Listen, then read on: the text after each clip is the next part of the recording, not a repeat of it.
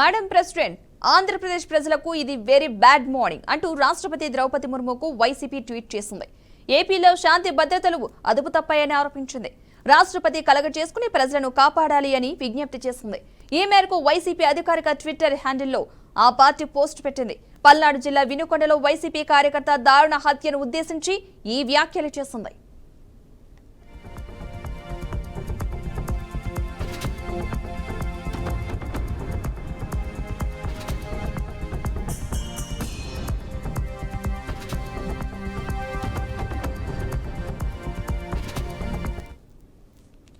వెంటనే ప్రెసిడెంట్ జోక్యం చేసుకోవాల్సిన అవసరం ఉందని పేర్కొంది. ఈ విషయంలో ప్రతి భారతీయుడు తమకు మద్దతు పలకాలని ట్వీట్లో వైసీపీ కోరింది. వినుకొండలో వైసీపీ కార్యకర్త రషీద్ దారుణ హత్యకు గురయ్యాడు. అయితే ఈ హత్యకు పాత కక్షలే కారణమని పల్నాడు ఎస్పీ శ్రీనివాసరావు వెల్లడించారు.